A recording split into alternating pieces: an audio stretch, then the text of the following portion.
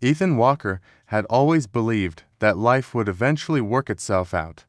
Born in a small town in Ohio, he grew up with a simple dream: to become someone who mattered, someone whose life meant something beyond the ordinary routines that filled most people's days.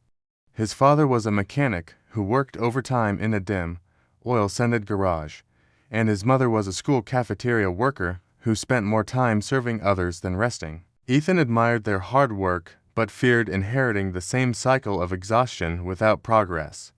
Deep inside, he knew he wanted more, yet he had no idea how to reach it. High school wasn't kind to him. He wasn't the smartest, strongest, or most talented student. He was painfully average.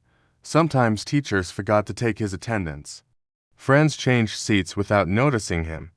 Life felt like a slow-moving river where he was just drifting aimlessly. The only place where he felt alive was the school library, where he found books filled with people who overcame impossible struggles.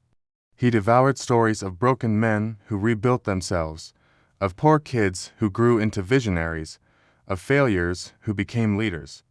But reading about change and living through it were two entirely different realities. After graduation, Ethan didn't go to college. Financially, it was impossible, and emotionally, he wasn't sure he believed he could succeed. So he followed the path available to him. He took a job at a grocery store, stacking shelves, sweeping floors, and managing long hours for minimum pay. Every day, he watched customers come and go, some happy, some exhausted, while he wondered if this was all life intended for him. The hardest moments were the silent ones, when he stared at the faded name tag on his shirt and wondered if he would ever do anything greater than this. Years passed. Friends from school moved on, traveling, getting degrees, securing jobs, and building lives. Social media became a daily reminder of what he wasn't. Engagement photos, job promotions, new cars, new houses, while he worked late nights under flickering store lights. He was 24 when he hit the lowest point. That winter was brutal, the kind of cold that cuts through jackets and sinks into bone. One icy morning, he woke up to find a final eviction notice taped to his apartment door. No savings, no backup plan, just fear. The night he was forced out of his apartment, he sat on the curb with 2 duffel bags and the feeling that the universe had forgotten him. Snow fell silently, covering the streets and emptying his thoughts. He felt like a failure, a man no one would remember, a life that might never change. He cried quietly, the way people cry when they have run out of strength to pretend they're fine. But sometimes, rock bottom becomes the birthplace of a new life. The next morning, Ethan dragged his bags to the local community shelter. The director, a gentle woman named Mrs. Harper, offered him a warm meal and a blanket. But she didn't just give him shelter, she gave him something rare: belief. She saw potential in him when he couldn't see any in himself. Life doesn't rise for people who stand still, she told him. It rises for the ones who decide to climb. Those words stuck in his mind like a spark refusing to die out. At the shelter, Ethan began talking to other people who had lost things to jobs, homes, families, dreams. Their stories opened his eyes. Everyone there had once believed life would go well, and then something went wrong. But instead of collapsing permanently, many of them were rebuilding, step by step, inch by inch. And that's when Ethan realized something. Maybe he could rebuild too. He started small. He volunteered at the shelter to clean tables, move boxes, and assist with food distribution. It didn't pay, but it gave him purpose. Helping others made him feel valuable in ways money never had. He discovered that kindness could build confidence, even in the darkest times. One day, while unloading donated books, he found an old, torn copy of The Struggle Is the Way. The pages were yellowed, the cover cracked, but the message inside struck him deeply. Greatness is born in discomfort. Growth begins where excuses end. It was as if the book whispered directly into his soul.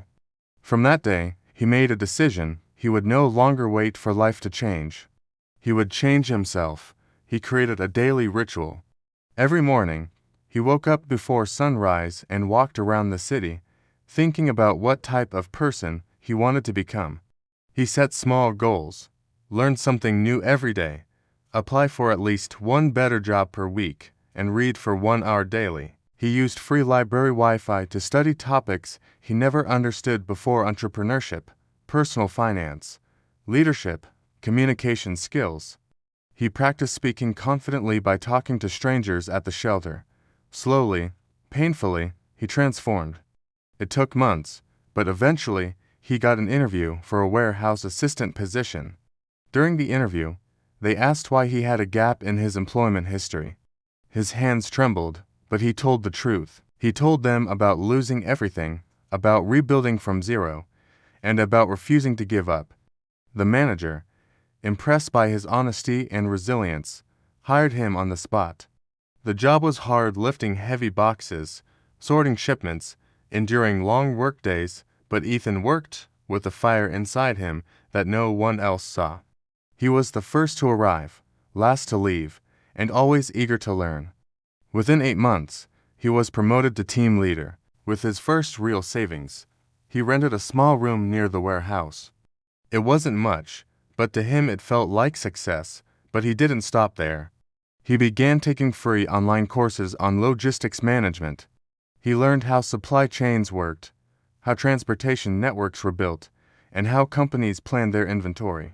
He stayed up late studying, sometimes until 3 a.m., determined to build a future he could finally be proud of. Years passed, and Ethan continued climbing. At 29, he became operations supervisor. At 32, he led an entire distribution division. And at 35, he founded his own logistics company, a small startup with 2 employees and an old delivery van. The first year was brutal, filled with setbacks, failures, and endless challenges. But Ethan didn't quit. He remembered the cold night he had sat outside with his bags and the promise he made to himself: "Never again will I live without fighting." His company eventually grew, slowly but steadily. He hired people who had been in shelters, giving opportunities to those who needed them most. He partnered with community centers to train youth in logistics careers. The boy who once felt invisible became a man who lifted others into visibility. By 40, Ethan Walker was recognized as one of the most inspiring entrepreneurs in the Midwest. He was invited to speak at events, universities, and leadership workshops. People listened, not because he was wealthy, but because he understood pain, failure, and the art of standing up again. And every time he began a speech, he repeated the words that saved him: "Life doesn't rise for those who stand still. It rises for those who decide to climb." He reminded people that life is not defined by where you start, but by the courage you show when everything falls apart. He taught others that progress comes slowly, one painful step at a time, and that dreams don't bloom overnight, they grow through struggle, sweat, and stubborn belief. Ethan never forgot the night he felt like giving up. That night became his turning point. The darkness became the foundation of his strength. The failure became the seed of his success. And so, his life became a living message. No matter how broken you feel, no matter how hopeless life seems, you can rebuild. You can rise. You can become everything you once believed was impossible. Your story, it's only waiting for the moment when you decide to climb.